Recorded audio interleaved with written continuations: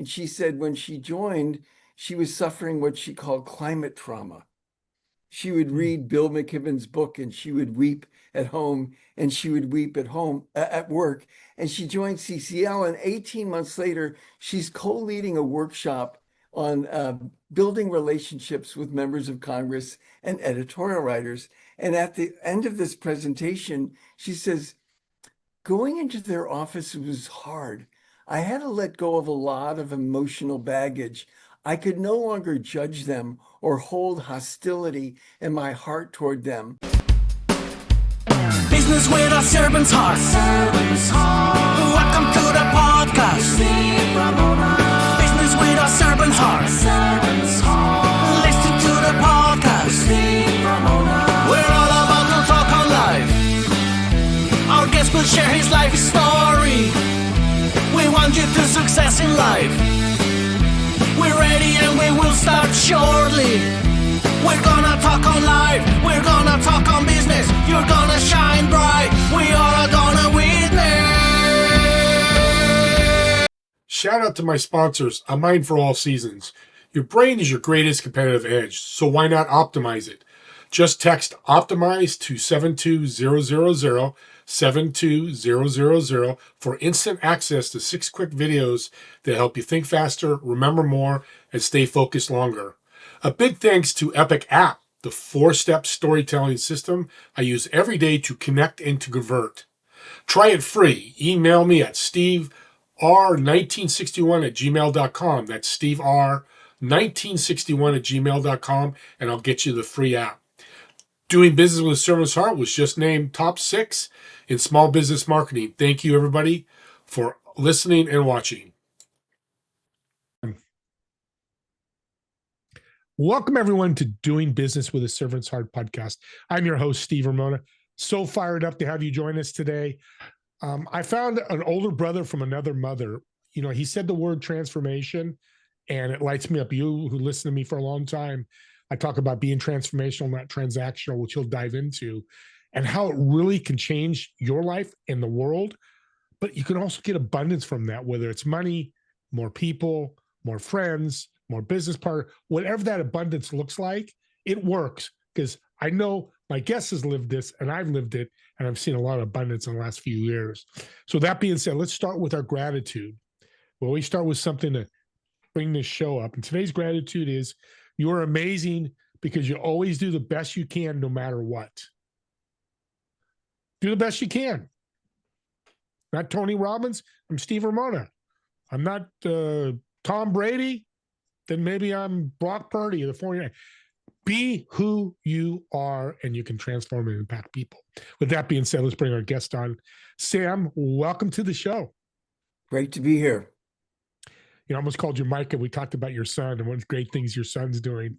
And it's wonderful to have, you know, family that does that. But tell me your story, because you say you have a very unique story. Yeah, I use a method to tell my story that was developed by Harvard professor Marshall Gans. He calls it the story of self. It basically asks, what happened in your life and what decisions did you make that got you to this commitment? He also calls it knowing your why and sharing it. And when I tell mine, I always urge people, think about yours.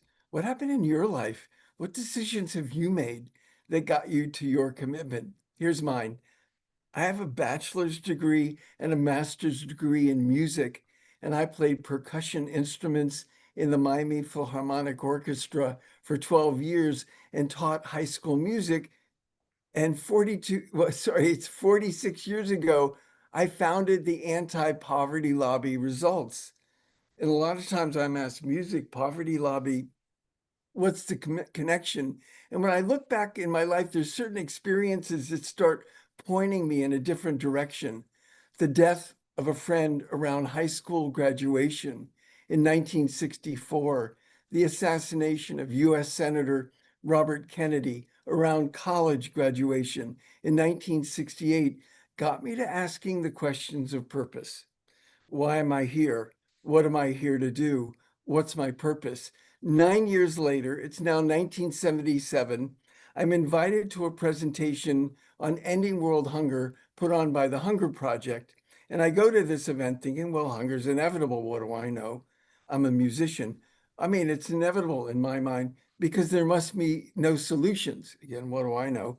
Because if there was solutions, somebody would have done something by now. But I go to this event and it's obvious right away. There's no mystery to growing food, clean water, basic health, literacy. I'm not hopeless about the perceived lack of solutions. I'm hopeless about human nature, people will just never get around to doing the things that can be done. But there's one human nature I have some control over, my own, and my questions. Why am I here? What am I here to do? So I get involved in a big way. This is the end of the story. In 1978 and 1979, I spoke to 7,000 high school students, classroom by classroom, on ending world hunger. And before I went into the first classroom, I read some statements from the National Academy of Sciences and others calling for the political will to end hunger. So I asked 7,000 high school students, what's the name of your member of Congress? I don't want to know if you wrote them. I don't want to know if you met, just the name. Out of 7,000 asked, 200, fewer than 3%, could answer correctly. 6,800, over 97%, could not tell me the name of their member of Congress.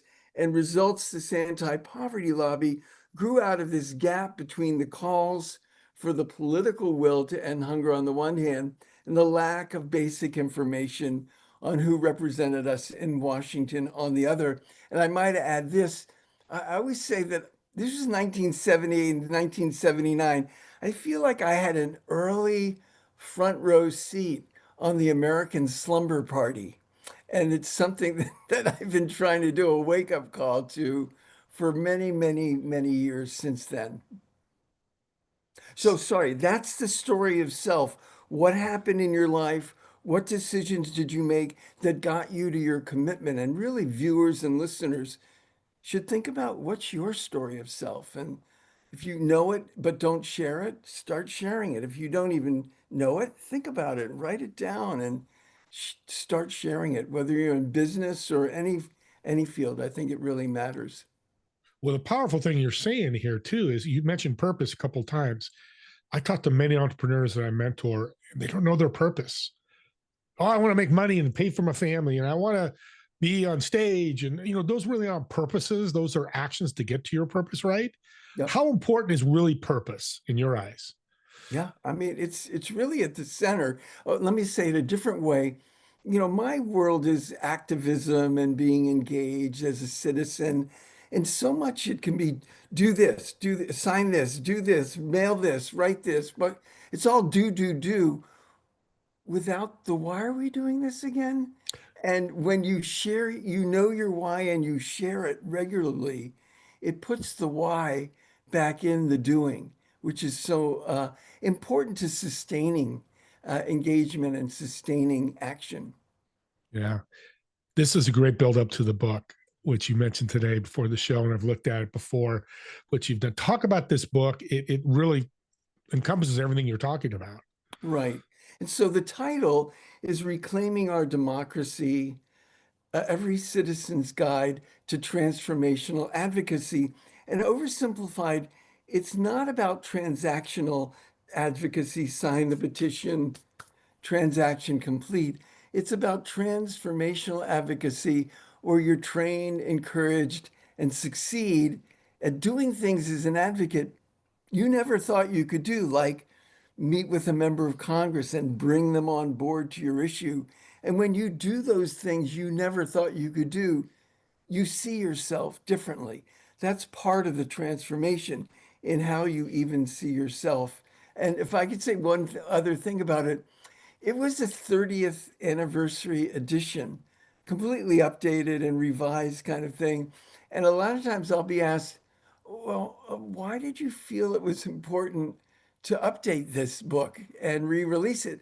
And I was doing an interview in 2024 on a national radio program, 1A. I don't know, it goes to like 350 stations. And question number two was such a wake up call of how needed the ideas in the book are. This is question number two.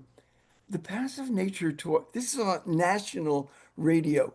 He said, the passive nature to our politics today, you can feel beat down by it. I mean, this is my career and I feel beat down by it. I don't participate the same way others do because I'm a political journalist, but I do have to pay attention. It's a grind. It's a grind, Sam. I mean, I know you know that. What am I feeling? What's the way out of that? End of quote. This is on national radio. I was blown away by his vulnerability. The first thing I said was, well, astronaut Rusty Schweickart said, we aren't passengers on spaceship Earth. We're the crew. Well, are we? And if we're crew, how does crew operate? The second thing I said was futurist and climate activist Alex Steffen said, in fact, these days, cynicism is obedience. Yeah, if I'm cynical, I'm obedient to the way things are. I'm not going to do anything about it. Why would I if nothing I do makes a difference? If I could share one last thing about this, there's a Stanford professor that I'd come to know, Jamil Zaki, who wrote a book titled Hope for Cynics, The Surprising Science of Human Goodness. I love that title. Beautiful. And in the book, he says, if you're cynical, it's like you're playing poker and you fold your hand before the game even starts. I say, well, if you're a civic cynic, it's like you fold your hand before the Congress is even sworn in, before the first bill is introduced. So the book is really about how we can make a difference, especially with transformational advocacy, and we can leave the cynicism behind. You know, one of the words you described yourself when I asked that great question before the show was passion. I can feel it. And you say your age, you say 80 years, you've been doing this for a long time. Audience, I'm going to do something for you in regards to what Sam's doing. The first 5 people that reach out to Sam and mention this podcast, whether you say my name, doing business with Servant's Heart, just recognize this podcast, I'm going to send you his book for free. So you can have the transformational, not transactional thought process in your daily life, whether it's business or life, because we're always transacting, especially with social media and noise and all that. So Sam will take care of it. He'll send me your information. I'm going to send you a book because we want to make an impact together. That's one way I can do that. Right. With that being said, people go, I'm a citizen, but I can't do anything. I've heard people say that. I'm a citizen. World's going to an end and I can't do anything about it. Not that far, but you know what I'm saying. No, what would you say to them? Some of them go that far, but go ahead. They do, okay. What do you say to them? Well, let me, I'm going to say 2 things. Let me give an example of the difference that we've made. We started lobbying the anti-poverty lobby results. We started lobbying in 1984 on child survival issues. And when we started lobbying in the mid or 80s, the UN Children's Fund was reporting 40,000 children around the world dying every day from malnutrition and preventable things like measles coupled with malnutrition. And we lobbied every year for 42 years. And the global child death rate has fallen by 66% from this 40,000 a day to 13,100 a day. And so, I mean, imagine being part of an organization that's played a key advocacy role in a 66% decline in global child deaths. I mean, that's an example about how ordinary citizens, frankly, educated their members of Congress about the difference they could make. And one other thing, I'll just say, when I'm talking to a group, I tell them 3 things to look for as to whether this organization is working to deliver transformational advocacy. 1, these are oversimplified, but 1, recruitment and community building. Does the organization bring new people in, not just to build an e-blast list, but forming them into local chapters so you're not working alone. That's the recruitment part. The community building might be a monthly whole of organization webinar with guest speakers and Q&A and inspiration. Recruitment and community building. 2, training. How do you get the meeting with the elected? How do you plan for the meeting? What do you ask for in the meeting? How do you write a letter to the editor? 2, training. 3, breakthroughs. The organization encourages you to move out of your comfort zone. There's a drawing in a book with a small circle labeled your comfort zone, and next to it is a much larger circle labeled where the magic happens. And you're looking for an organization that will encourage you out of your comfort zone to write that letter and hit send to the editor, or to get that meeting with the member of Congress. So recruitment and community building, training, and encouraging breakthroughs are the indicators that an organization is going to help you get beyond the transactional of a petition. The model is beautiful because, audience, I talk about this all the time in the podcast. Ask. That's what you're saying. It's great to communicate and say, hey, let's get in a group, but it's the people that take the action, that next step. Like in business, what Sam just put out there, guys and girls, is a game changer for your business. Because once you get that yes, you probably, how many no's do you think you've gotten over the years? That's my world, collecting no's. That's there you go. That's my work. If I could share this other little tidbit, when I'm coaching a group that's meeting with a member of Congress who opposes their bill, I have them ask 3 questions. Number 1, we know you don't support this bill. What would it take to change your mind? Now you're listening for assignments. Number 1, what would it take to change your mind? 2, could you say more about that? 3, why do you think that is? So it's essentially a deep listening exercise. And I have a friend who lives in Pennsylvania, but in 2013, he started a nearly 3-year campaign to start a House Climate Solutions Caucus. And he was meeting with a member of Congress in South Florida, is where he came to get it organized, because there were Democrats and Republicans and sea level rise. And he meets with a member of Congress and he says, what would it take to change your mind? And she said, well, if you could get the chambers of commerce on board. I was listening for, he did. Miami Beach, Coral Gables, South Miami, comes back with letters. She says, well, if you could get the mayors on board. He did. He got letters, Miami Beach, North Miami, and she eventually came on board. But it started with, what would it take to change your mind? And could you say more about that? Why do you think that is? And I think it's a great lesson in listening. Powerful tool for business again. You're 2 for 2. He's hitting 1,000%. He should be playing baseball, because you're right. You know, and 3, purpose you mentioned too, but listening is the key. It's changed my life. I mean, becoming a podcast host, if I talk through you all, if I'm not listening, I can't, but it's across business and personal life, the listening. I know it's hard because a lot of noise, can't be quiet. So I love that you mentioned listened. Coming close to the end here, what do you see advocacy looking like in the next 2 to 3 years? We've got AI, we've got, world stuff going on, all this. Where do you see it going? Well, I'm not so interested in where it's going as much as where I could help take it. And where I want to take it is more relational and more offline than online. And I'm going to tell this story. She was a volunteer with Citizens Climate Lobby. Now she's on staff.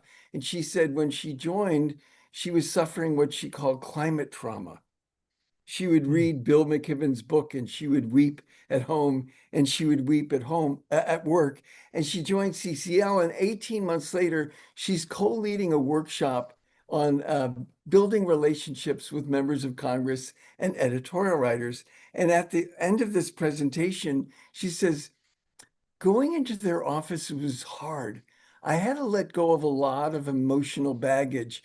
I could no longer judge them or hold hostility in my heart toward them. I had to let go of my fear of climate change and my fear that they wouldn't listen to me.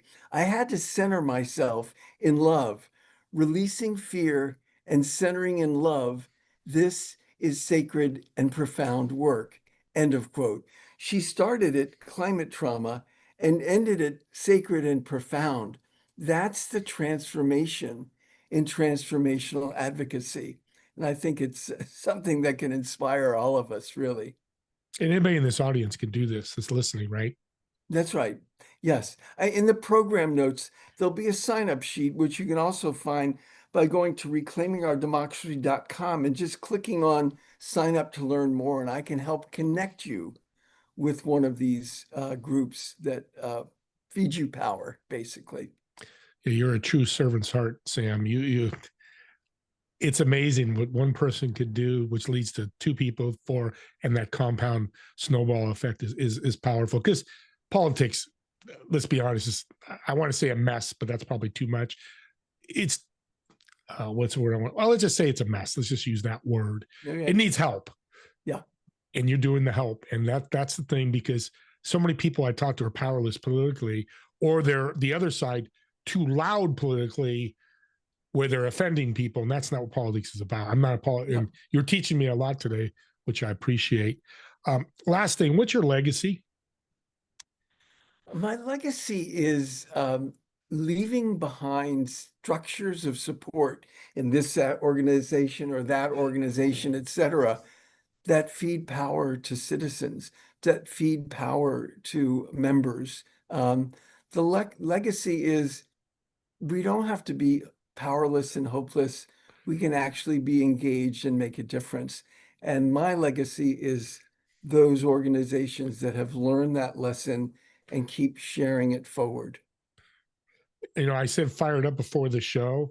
I've just met you. You become my new best friend because you said power 4 or 5 times during the show, which people need to claim, and you're helping them claim. And once you get power one area, it starts filtering over to the other area. Oh, I could do this with Sam. Why can't I do a podcast? Or why can't I launch a company? Power is a beautiful thing if handled correctly. That's the important thing. You're brilliant. Audience, I mean, if you weren't fired up after I told you before the show, if you're not today, reach out to them. I'll get you some books. But I want to learn a little bit more about you. Real quick question. So I'm going to go to Florida, see you, find your favorite restaurant. I'm going to reserve a table. I want you to invite 3 people, whether dead or alive, doesn't matter, who've been influential in your life, made a difference. For me, I'd like to know what food you're ordering, because you're going to order the food for the table. Okay, well, you want the 3 people and the food? And the food. Okay, so I've been a vegetarian for 36 years, so it would be eggplant and parmesan, and I know which restaurant it would be at. The 3 people, wow.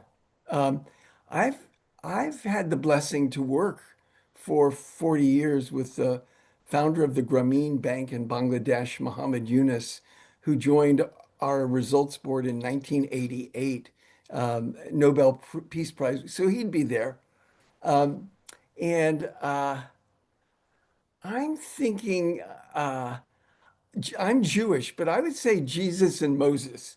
So that's the 3 people at my table. I want to have just a conversation. What a conversation that would be. Jesus, Moses, and And wait, Muhammad. and Muhammad, which would be Muhammad Yunus. Yeah, and talk about 3 different perspectives. Oh, it's beautiful. That's why I love asking the question. It's so much fun. Thanks again, Sam, for taking the time and really transforming our audience. You talked about transformation. You did this today. I have more faith in politics now because of you, and I appreciate it. I'm sure people listening do. I know they want to connect with you. How can they find you? Well, if they want to email me, sam@civiccourage.org, sam@civiccourage.org. And again, reclaimingourdemocracy.com. If they click on learn more, they can fill up a sign up sheet and let me know what they need. And the book can access where? The book? Well, it's pretty much everywhere. Reclaiming Our Democracy, Every Citizen's Guide. to transformational advocacy. Beautiful. Get the book or reach out to him and get the book. I'm not going to critique you whether you asked to just reach out, because I know you're listening, and one of you five might read the book and share it with somebody else. Guess what? Me and Sam just made an impact. And that's why you subscribe to my YouTube channel or others, podcast or whatever, because when you watch and listen to a video and you get impacted and you share it with somebody else, talk about transformational. What did Sam talk about this whole show? Well, now you can transform other people and change the world as well, whether it's small, medium, or large. Let's make those changes. So me and Sam want to thank all of you for watching or listening to this podcast, and we'll see you all in the next episode of Doing Business with a Servant's Heart. Have a great day, everyone.